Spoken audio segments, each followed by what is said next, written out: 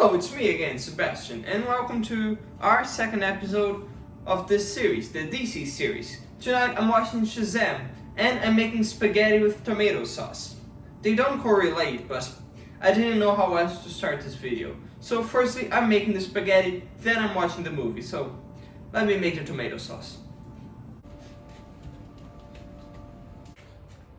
Okay, as you can see, I changed my shirt because I spilled acai all over it. If you don't know what acai is, it's like ice cream but worse. So let's watch Shazam. I'll talk to you tomorrow. So, do you know Shazam's story? Okay, let me tell you. He was created in 1940 by Bill Parker and C.C. Beck in a wave of superheroes that were like Superman copies, because Superman was really famous at that time. He still is, but it was a little bit after he was created that it was a huge sales success. But DC thought he was too similar to Superman, so they sued him and won. So Shazam went to DC because the company that published it didn't have the money to pay DC. So they went broke and gave Shazam to DC. At that time, Shazam was actually called Captain Marvel, but with Marvel, the comic publisher, they had legal problems, so it became Shazam. But Shazam is actually very different from Superman. He's a little kid that screams, Shazam! And becomes an adult with superhero powers. So yeah, not exactly Superman. Movie recap. A long time ago, Thaddeus Sylvana was in his car with his aggressive brother and father. But then suddenly he gets transported to a mystic cavern. There lies a old wizard. He's offered great power, but only if his soul is worthy. That quickly shows that it isn't. He succumbs to the 7 deadly sins and is then transported back to his car with his father and brother. He's in such a shock that he causes a big car crash, resulting in a near death from his father. Now, in present days, we meet Billy Batson, a teenage orphan that lives in the streets. He gets caught and sent to a foster family, where there already live 5 kids, with their own taste and ethnicity. Ethnicity is really important. He will share a room with Freddie Freeman, one white boy that has a disabled left leg, I believe, and is fascinated with superheroes. At first, Billy thinks the whole foster family idea is really dumb. But now we get back to Sylvana, now as an adult. He spent his whole life trying to get back to that magical cavern where there lies a wizard. He spent his life, work and money funding a project to be able to get back to the cavern. And he finally can. He makes some drawings in the door, and the door opens straightly to that cavern. But at that time, he doesn't want the wizard's power. He knows the wizard won't give it to him. He wants payback, and he wants to free the 7 deadly sins and get their power for him. And that's exactly what he does.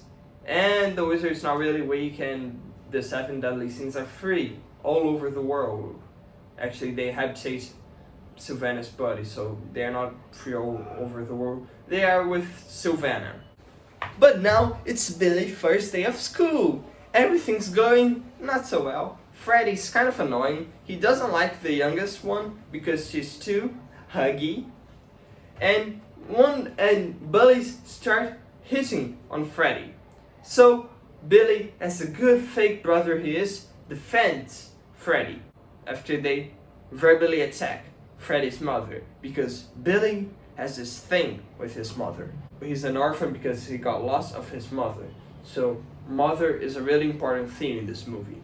But yeah, he kind of gets in the fight too, and the bullies are bigger and a bigger number than him, so he runs away to the subway and he's able to escape.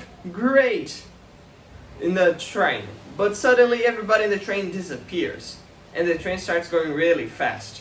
Of course, Billy went to the wizard's cavern.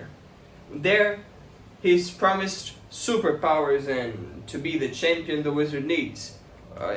Because, you know, the 7 deadly sins are free in the world and someone needs to defend it.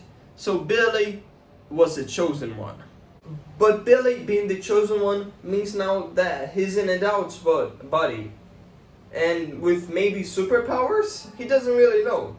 So he runs back to the home to talk to Freddy, because Freddy's the guy who knows about this superhero stuff. But Billy has been missing for some time now, because he got in the subway and had all that shit. So everybody thinks he ran away, but he didn't. So Billy and Freddy starts discovering Billy's powers. They discover he has electricity power. He has super speed, and they even stop a robbery, discovering that Billy has bullet immunity, or his skin is just unbreakable. They start missing school because they have a training montage, they have a YouTube channel, and they get really famous around the city. But power grows to Billy's head. So he thinks he's better than Freddy and all those other kids in school. So he doesn't care anymore about school, and he just want to be a superhero all the time. When we say superhero, he means taking photos with people and making dances in the street to get some money. But then Sylvana finds him, and Sylvana is actually a grown man with superpowers that are very similar to Billy's. So they start fighting, but Sylvana is a way better fighter than Billy. So he kicks his ass. But Billy screams Shazam and becomes a kid again. He runs away. But right at that time, Freddy went to confront Billy about missing school and thinking he's superior. And Sylvana sees him and kidnaps him, making he take him back to the home. In an unlucky turn of events, Billy arrives home first, and he receives the news that the youngest brother has found his real mother.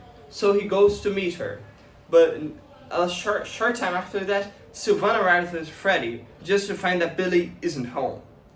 But okay, now I have one of the prettiest scenes in the whole movie. Billy finds his mother, and he discovers that she purposely abandoned him because she was too young and wasn't really ready to take care of a baby. But Billy spent his whole life trying to find her, but she didn't want to be found. And it's a really sour moment. And it's when Billy realizes that his real family is at home. And he receives a phone call from Sylvana saying, "I kidnapped your whole family, come back or I will kill them." And that's what he does. He goes back, and they go back to the wizard's cavern for one more time, because they want the wizard's staff. Because that's how Sylvana can get Shazam's power and become the most powerful. But hey, now we're in the third and final act. So I have the big set piece, a fun fight between the 7 deadly sins, Shazam and Sylvana, until the moment that Shazam chooses to get the staff and share his power with the whole family. So become the Shazam family against the 7 deadly sins and Sylvana. Shazam can beat him and everybody's happy, and Billy finally has a family. Yay! But what did I think of the movie? Well, it might be my favorite DC movie. You'll hear me saying that a lot throughout the series.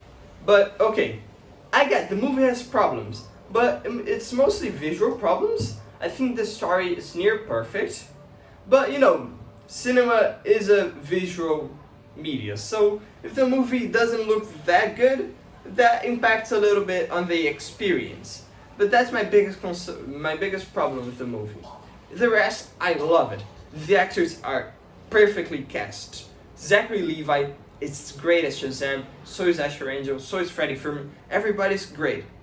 But excluding the two other brothers, Eugene and Pedro, they are really bad actors. Like, sorry guys, but you're bad. The movie's really funny. It's the third time that I rewatched this, like the second in 4 months, and I still find myself laughing at some jokes.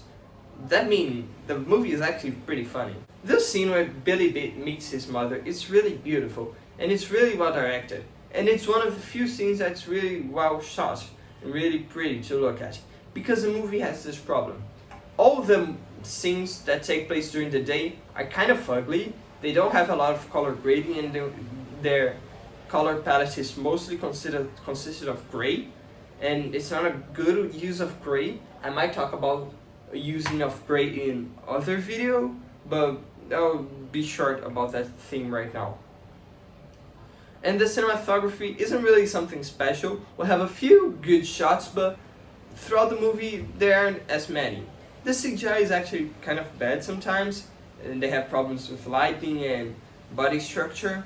But beyond that, the movie is great, and I love David Sandberg so much. He's a director. I had the pleasure to watch the movie with him live commenting on Twitter. It wasn't programmed or anything. It was just a coincidence. So it was really fun to watch the movie with secrets and shit from behind the scenes. And he even answered one of my questions. So we're like best buds now.